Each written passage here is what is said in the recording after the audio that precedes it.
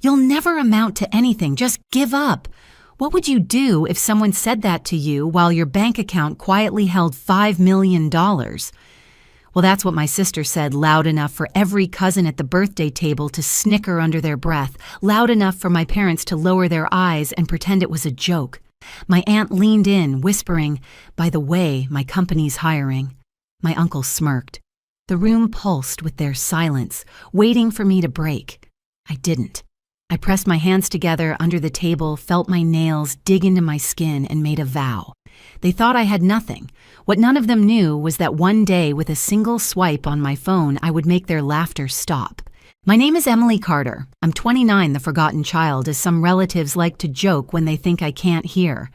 I used to sit in this very dining room staring at the walls covered with Sophia's trophies and framed college degrees. Every photo seemed to tell the same story. She was the star and I was the shadow. Our parents never meant to be cruel, but their silence carried weight. Whenever Sophia bragged about her promotion or her new condo, Mom would beam with pride. Dad would raise his glass. When I mentioned my work freelance consulting, long hours, late nights, they nodded politely, then changed the subject. To them, real success was something you could brag about at church on Sunday. And since I kept mine quiet, they assumed it didn't exist. I remember one Thanksgiving especially clear. The smell of cinnamon rolls filled the kitchen plates, piled high with turkey and mashed potatoes. My mother leaned across the table, glass in hand, and toasted Sophia, "To the child who never lets us down." My fork froze halfway to my mouth. My cousins clapped. My aunt whispered something smug, and I smiled like it didn't sting. But inside, I memorized every word. What they never noticed was what happened after those dinners when I drove home alone. I would park in front of my tiny apartment, the air conditioner rattling through the vents, and open my laptop. While they slept, I studied markets, built portfolios, tested strategies, and made mistakes that cost me every dollar I had. I ate instant noodles for weeks, pawned jewelry I once loved, and sat awake at dawn wondering if I'd chosen the wrong path. But I didn't quit. Years stacked up. Quiet years. Years when family believed Sophia had it all and I was barely scraping by. They didn't see the contracts slowly piling up, the late-night calls with clients overseas, the spreadsheets that glowed on my screen until my eyes blurred. They didn't see the moment the numbers finally tipped, when red turned to green and the account balance grew beyond anything I had imagined. So I let them laugh. I let them whisper. I let Sophia deliver her lines at every family gathering, each one sharper than the last. I stayed silent, because silence was my cover, my armor. And as I sat at that birthday table, nails biting into my palms, I thought of every sleepless night, every dollar earned, every plan no one knew about. They thought I was nothing. But the truth was already sitting in my pocket, locked behind one simple swipe on my phone. It wasn't just one birthday dinner. The tension had been simmering for years like a pot left too long on the stove. Every family event was another chance for Sophia to jab at me. She did it with a smile, like cruelty was her love language. At Christmas, she handed me a card with a $20 bill tucked inside and said, "For your little projects." Everyone laughed. I smiled, tucked it into my purse, and excused myself to the kitchen before my hands started to shake. At Easter brunch, she clinked her mimosa glass and announced to the whole table, "Emily doesn't believe in real jobs. She's still freelancing." The word dripped with pity, and the room echoed with polite chuckles. My father cleared his throat. My mother adjusted her napkin. No one defended me. I didn't bother to defend myself either. Not yet. Because here's the truth: I was tired of fighting on their stage. My war was waged in silence, in spreadsheets, in the late nights when I built what no one thought I could build. But silence has a cost. Each jab, each whisper, each smug glance pressed heavier on my chest. The turning point came one humid July evening when Sophia's company threw a party at a rooftop bar. Somehow, I ended up on the guest list, probably because my parents begged her to include me. I stood there in a thrift store dress while everyone else glittered in cocktail attire. The skyline stretched behind us, glittering perfect. And then Sophia did what Sophia always does. She raised her glass. To family, she said, eyes locked on me, and to those of us who actually make something of ourselves. The laughter this time wasn't quiet. It was loud, raw, full-throated. I caught my reflection in the tall glass windows alone out of place, painted as the failure once again. For the first time, my silence felt like a cage. I left early heels in my hand, sweat sticking to the back of my dress. On the subway ride home, my phone buzzed with client messages, numbers, updates. I scrolled through contracts worth more than the annual salaries of half the people laughing at me. And for the first time, I realized I wasn't just surviving, I was ahead, way ahead. That night, I didn't cry. I opened my laptop, stared at the glowing green numbers in my account, and made a decision. I wouldn't keep hiding. They thought my silence meant defeat, but silence can also be strategy. The next time Sophia tried to humiliate me, I wouldn't just stand there. I would let the truth speak for me with one undeniable, unarguable swipe. The fallout from that rooftop party clung to me like cigarette smoke. My mother called the next morning, her voice syrupy, sweet, but edged with disappointment. "Emily, you should try to be more like your sister. People admire her, you know. My father didn't even call. He just sent me a link to a job posting at his friend's accounting firm. A subtle nudge. Another reminder that in their eyes I hadn't arrived anywhere worth celebrating. I said nothing. I let them believe I was still floundering, still barely getting by. The truth burned inside me, almost unbearable. But I knew something they didn't when pride blinds people. You don't argue, you wait. That night, I drove back to my apartment, unlocked the door, and sank into my chair. My computer hummed as the screen lit up with rows of numbers, graphs, and charts. Contracts signed, deposits cleared. My account balance blinked at me, 5073411882. I stared at the number until my chest loosened. That was no accident. That was years of sweat, sacrifice, and silence. But here's the thing about silence, it can crush you or it can sharpen you. I chose the second. I started digging through old folders, contracts, even family records. I found emails Sophia had sent me years ago, mocking me for throwing my life away. I reread texts from my father telling me I was too stubborn to last without a paycheck. Each one of those messages felt like kindling, dry and ready to catch fire. Then the collapse began, not mine, but theirs. A client of Sophia's company reached out to me privately. They'd heard of my firm through a referral and wanted my expertise. Their contract, worth more than Sophia's yearly salary. I signed it quietly. 2 weeks later, another came in, and another.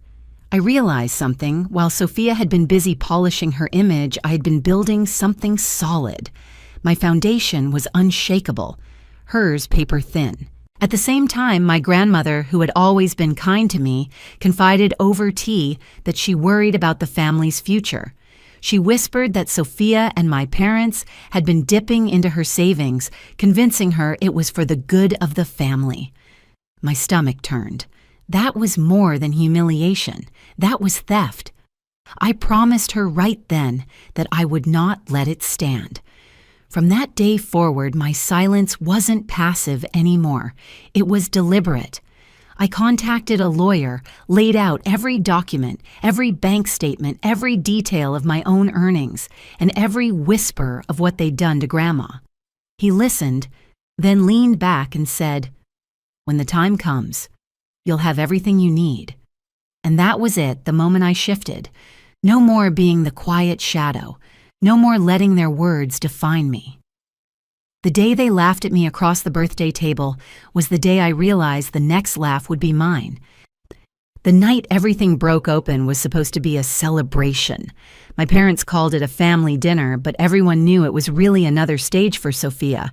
Her promotion, Dad's retirement, the perfect family on display. The dining room glowed under the chandelier, white tablecloth wine glasses lined like soldiers, a cake with Sophia's name piped in perfect script. I walked in quiet as always and felt a dozen pairs of eyes measure me. "Brave of you to come," Sophia said with a smile sharp enough to cut. Her lipstick caught the light like polished armor. Dad clapped my back. Maybe tonight you'll hear how real success sounds." I sat down without answering. The air smelled of roast beef and expensive perfume. My aunt leaned over. "By the way, my company's still hiring," she whispered as if humiliation could pass for kindness. The meal rolled on clinking forks, bursts of laughter my name barely mentioned. I kept my hands folded in my lap, listening, watching, waiting. Then Sophia rose. She tapped her glass, soaking in the silence. "Tonight we celebrate hard work," she announced. "People who deliver, not people who dabble, not people who have projects." Her eyes flicked toward me just long enough for everyone to catch it. The laughter this time wasn't polite. It was loud, confident, cruel. My father raised his glass in agreement. For years, I'd let moments like this pass. I'd swallowed the burn and gone home in silence. But tonight was different. Tonight, I was done playing their shadow. I pushed my chair back and stood. The scrape of wood against the floor cut through their laughter. "You want proof?" My voice came out, calm, steady. "You've been curious about what I do, haven't you?"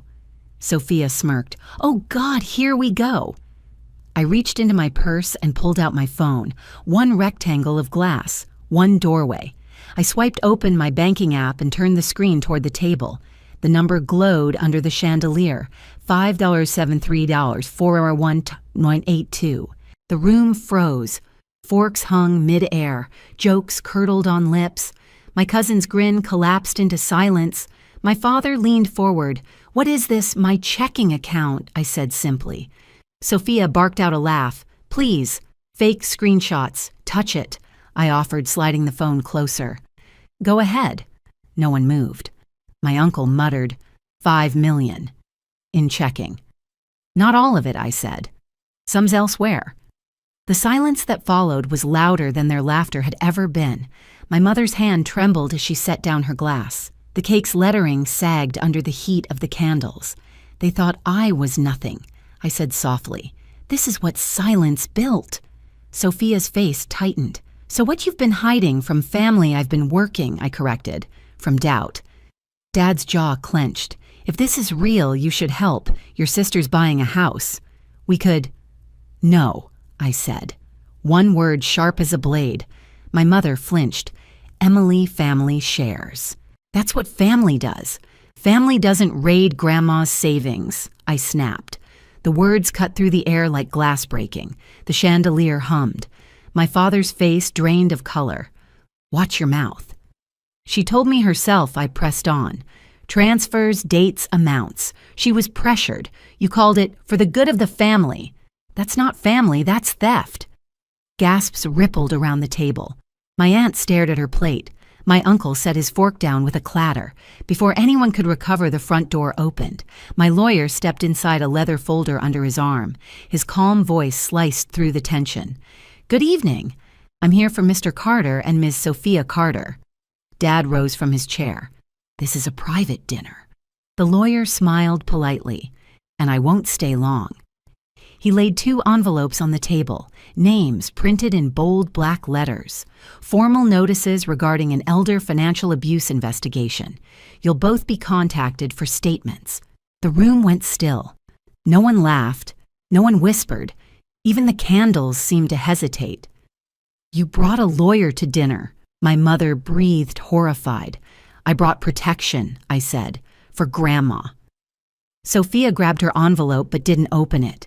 "She's old. She forgets. She misremembers." "She doesn't," I said. "She's careful. She's tired of being silenced. And now she's not alone." My father ripped his envelope open, scanning fast. His voice shook. "This won't hold." "It will," my lawyer replied. "Evidence tends to hold." Sophia's bravado faltered. For once her smirk slipped. Her eyes darted between my parents. That alone was confirmation. I looked around the table at the faces that had waited years to see me break. Now they were the ones unraveling. "You said I'd never amount to anything," I told Sophia. "But you were wrong. The difference is I built something. You took. That's why this ends here." No one spoke. The only sound was the soft drip of wax on porcelain. I gathered my phone, slipped it back into my purse, and straightened. My knees were steady. My vow made years ago under this very roof was finally fulfilled. I didn't come to humiliate anyone, I said quieter now. I came to stop something. And to tell the truth. The lawyer nodded, closed his folder, and stepped back toward the door. His job here was done. The rest was inevitable. I moved past the table, past their silence, past the weight of years pressing down. At the door I turned once more. You thought I had nothing, I said. But with one swipe, I proved you wrong. Then I left them sitting in the glow of their own disbelief, the taste of their laughter gone bitter in their mouths. The fallout came faster than I expected. Within weeks, the investigation into Grandma's accounts forced Sophia and my parents to return every dollar they had taken. My father, once so proud of his spotless reputation, now spent his days in meetings with lawyers instead of golf buddies. My mother avoided the neighborhood church, afraid of whispers that followed her into the pews. And Sophia, the one who never missed a chance to boast, went quiet. Her promotion was overshadowed by scandal, her perfect image cracked for everyone to see. But the point wasn't just their downfall, it was Grandma's peace. For the first time in years, she looked lighter, her shoulders free of a burden she should never have carried. We planted tulips together in her garden that spring. She pressed dirt into the ground with her thin hands, and I watched her smile bloom wider than the flowers ever could. As for me, something shifted. I realized that the years I'd spent silent hadn't been wasted. They'd been sharpening me.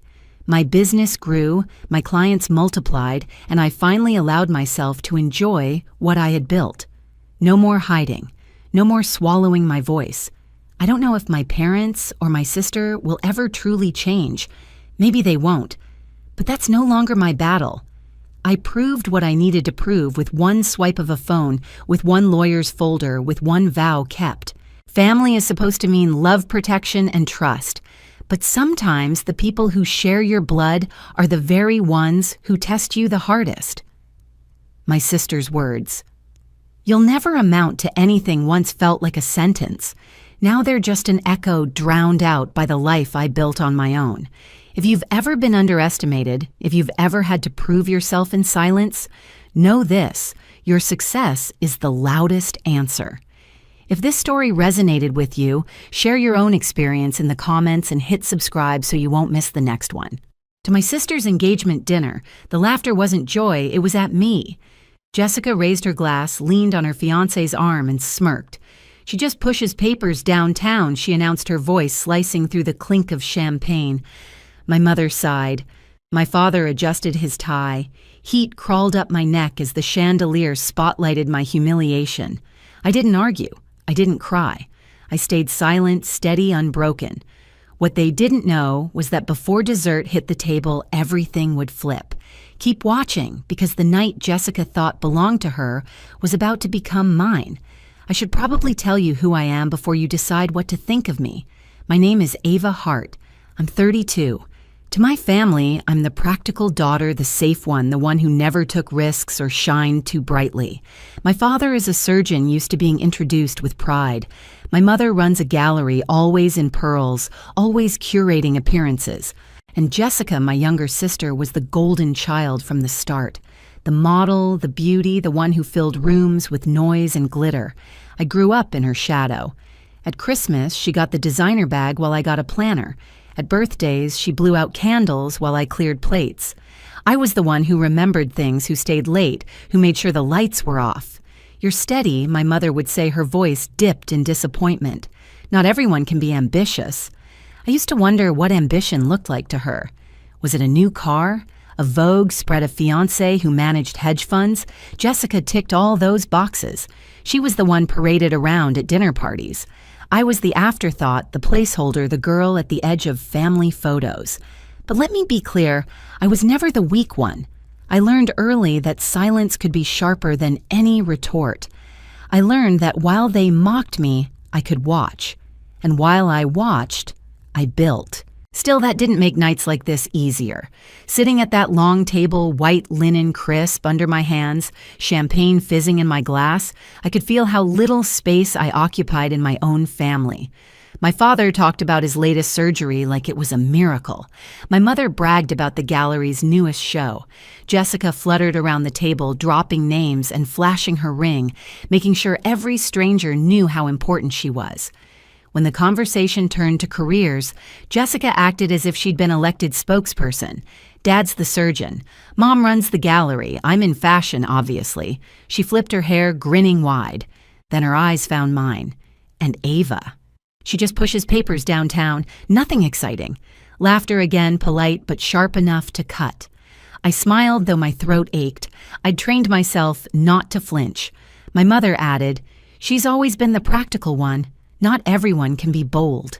The words settled heavy like they always did. Small cuts that left scars no one could see. What they didn't know, what no one in that room cared to know, was that 3 months earlier, the world had already started shifting in my direction. 3 months before that dinner, Jessica had borrowed my car. She always borrowed things, closed jewelry time without asking. That morning, I was standing in the parking lot of my apartment building at 6:30 sharp, waiting for her to bring it back. By 7:15, she finally pulled up, unapologetic iced coffee in hand, sunglasses, perched on her nose like she was stepping off a runway. "Sorry about the mess," she said, tossing me the keys. Coffee stains streaked across the passenger seat. The gas tank was empty. She smirked. "It's just a Toyota Ava. Not like you're trying to impress anyone." I didn't answer. I drove straight to my meeting, already late, already running through numbers in my head. That morning, I closed a deal worth $2 million in funding, but no one at home cared to ask. Jessica never even wondered how the rest of my day went. That was the pattern. At Christmas, she ripped through designer boxes while I opened a single leather planner. She laughed, turning to our cousins. "A work planner." "God, how boring are you?" I ran my fingers over the embossed cover, smiling quietly.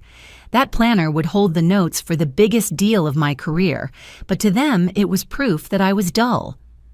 2 weeks before her engagement dinner, she called me at 2 in the morning.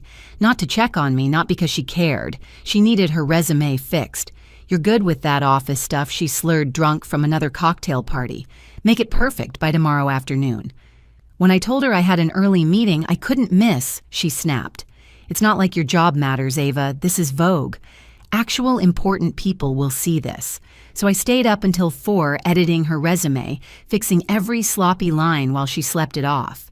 The next morning, I walked into a boardroom with 2 hours of sleep facing directors who would finalize a global acquisition strategy. My voice was steady even as my hands shook from exhaustion. The vote passed. Our plan was approved. Jessica never knew. Then came the bridal shower. I offered to help, thinking maybe we could share a moment. Instead, she announced to her friends as they arrived, "Ava can handle the decorations and cleanup. She's great with organizing papers." More laughter, sideways glances, pitying smiles.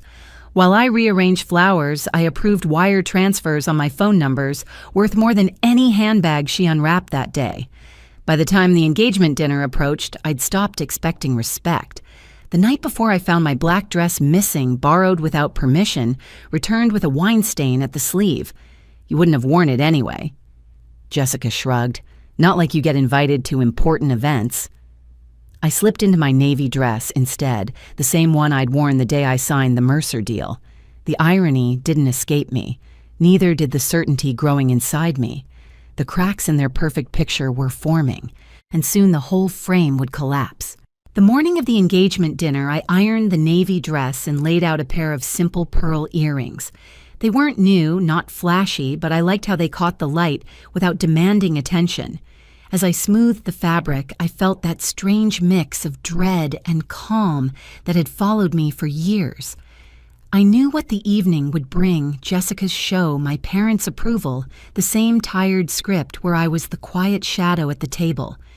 Only this time, something had shifted. By then, Blackwood Partners had already become a storm gathering behind closed doors. I had spent years keeping it invisible, meetings in offices my family never visited, phone calls. I excused myself to take outside documents, passed quietly across tables with people whose names my mother couldn't even pronounce. Every time I stayed silent at a family dinner, I was negotiating. Every time I smiled through an insult, I was signing. But carrying that secret wasn't easy. There were nights I came home too exhausted to eat, dropping my purse by the door and collapsing onto the couch, heels still on. I'd stare at the ceiling, asking myself why I cared so much. Why did I still want my mother's approval, my father's pride, my sister's respect? And yet I did.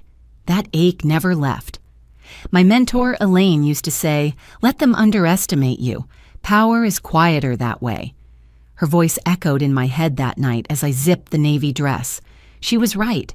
I didn't need them to know. Not yet. At the restaurant, La Cirque glowed like a jewel box, crisp white linens candles in crystal holders, waiters gliding like shadows. Jessica thrived in that kind of place center of attention spotlight, chasing her every laugh. She flitted from cousin to cousin, dragging Thomas along like a prize on display.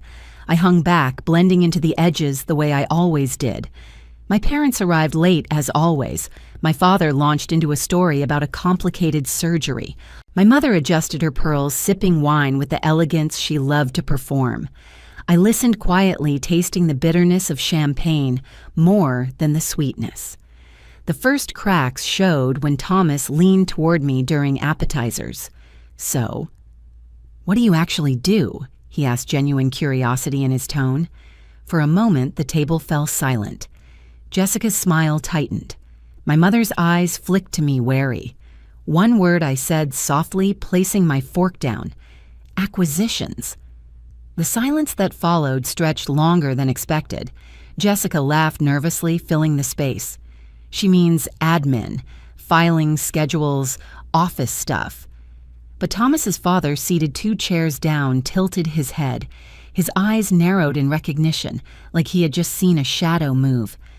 I looked back at him steadily, my lips curving in the faintest smile. It wasn't time yet, but I knew the night was already shifting. Their stage was no longer theirs alone. Dinner moved in courses, but I barely tasted a bite. Lobster bisques, seared lamb truffle, pasta, none of it mattered. What mattered was how every laugh, every toast, every glance carried an edge that pointed at me. Jessica told story after story, pausing for applause, letting her ring catch the candlelight each time. She saved the sharpest barb for the main course. Fork in hand, her voice carried down the table.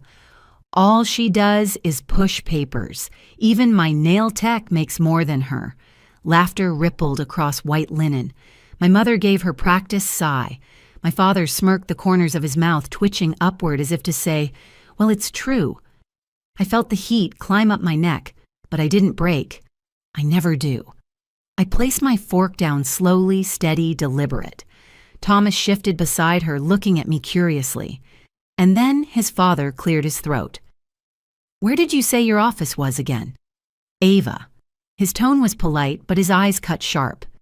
"Downtown," I said evenly, "on Park Avenue." He raised a brow. "Which building? 750, I replied. That was it. Just 3 numbers. But his lips curved into the faintest smile. That address wasn't for paper pushers. That address belonged to the most elite. He knew. Jessica tried to laugh it off. "Oh, please, Dad, don't encourage her. She rents a cubicle in some admin floor." But I didn't answer. My phone buzzed in my purse. A text from Elaine Terms, approved. Official announcement Monday morning. My pulse slowed. The timing was perfect. Dessert arrived, but no one picked up their spoons. Thomas's father leaned closer. "Blackwood Partners."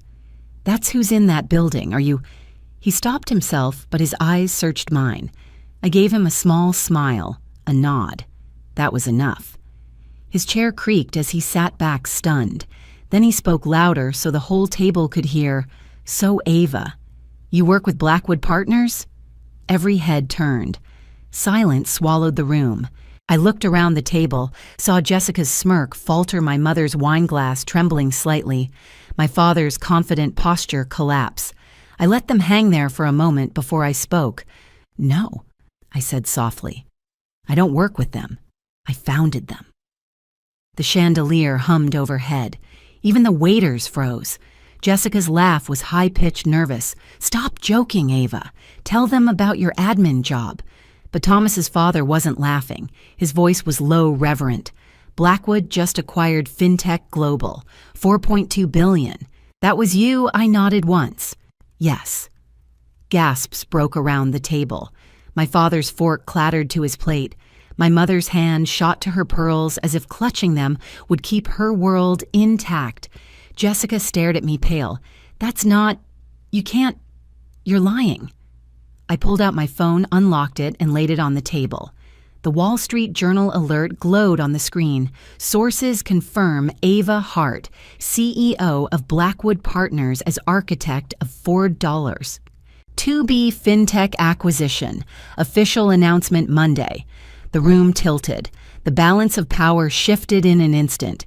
Questions fired from every direction. How long? How did you build it? Are you really the one behind Mercer last year?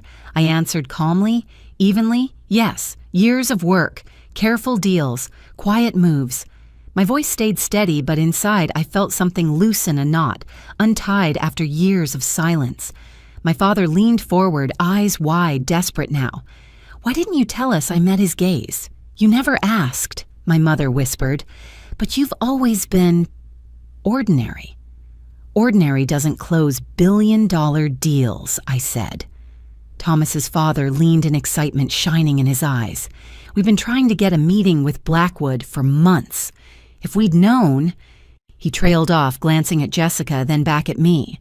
Respect. Real respect. The spotlight had turned. Jessica's engagement dinner had become my unveiling. The more questions they asked, the smaller she became in her own celebration. Her hand trembled as she clutched Thomas's arm. "Don't listen to her. She's just pretending." Thomas pulled away slightly. His eyes locked on me. "She's not pretending. She's the one we've been trying to partner with." The table erupted again, but not with laughter, with awe, with the heavy weight of realization. For the first time, I let myself enjoy it. I watched Jessica shrink in her seat, her voice failing, her face pale. My parents sat in stunned silence, the image of their family cracked wide open. When the evening wound down, we waited outside for our cars. The cold air cut against my skin, but I felt warm, alive. Jessica grabbed my arm, pulling me aside. "Why didn't you ever tell us?" Her voice shook between anger and fear. I looked at her steady. "You never wanted to know. You were too busy telling everyone who you thought I was." Her eyes filled with tears. "But we're sisters." "Yes," I said softly. "And that should have been enough for you to see me, the real me." The valet pulled up my car, not the Toyota she'd trashed months before, but the black Mercedes I'd bought after the Mercer deal. Jessica's mouth fell open. She scrambled. "At least let me introduce you at the wedding, my sister, the genius. Please." I shook my head, stepping into the car. "I have a board meeting in Tokyo that week. Some admin work I can't miss." The door shut. Her face blurred behind the glass as I pulled away, the city lights reflecting off the hood of my car. For once, I didn't feel small. I didn't feel forgotten. I felt unshakable. I drove home that night with the city lights flickering across my windshield. For years, those lights had looked cold, unreachable, like they belonged to someone else's story. But now they felt different, like they were reflecting back at me, finally recognizing me. The silence in my apartment was the kind I'd once hated. Empty rooms, unanswered calls, holidays spent alone while my family toasted Jessica. But that night, the quiet felt powerful. I poured a glass of wine, set my phone on the counter, and watched as the notifications kept coming. Partners congratulating me, reporters asking for quotes, investors begging for meetings. Meanwhile, my family's texts began trickling in. My father, "We should talk soon." My mother, "Proud of you, Ava. Always have been." Jessica, of course, went silent. For the first time in her life, she didn't have words. The fallout was swift. By Monday morning, the press headlines named me one of the youngest female CEOs to ever close a multi-billion-dollar deal. Blackwood Partners was everywhere. And my parents. They had to answer questions at their own dinner parties this time about me. I didn't rush to see them. I didn't rush to forgive them either. The years of silence, the pitying smiles, the casual cruelty, they didn't vanish just because they suddenly realized who I was. Respect handed out late isn't respect at all. But I wasn't bitter, not really. What I felt was something heavier, sharper relief. They could laugh, sneer, underestimate all they wanted. It no longer touched me, because success doesn't need their approval. And Jessica. Her perfect engagement story was no longer the only headline in the family. She had wanted the night to be hers forever. Instead, she would spend the rest of her life remembering how easily it slipped away. That night taught me something I'll never forget. Success doesn't need applause and power doesn't need noise. It waits, it builds, and when the moment comes, it speaks louder than any insult ever could. My family wanted me to stay small so they could shine brighter. Instead, I stayed silent, worked harder, and let the truth reveal itself when it mattered most. If you've ever been underestimated, if you've ever been dismissed by the people who should have believed in you, most remember this: their opinion doesn't define your worth. Keep building quietly. Keep proving them wrong. And if my story resonates with you, hit subscribe, share your story in the comments, and stay tuned for the next one.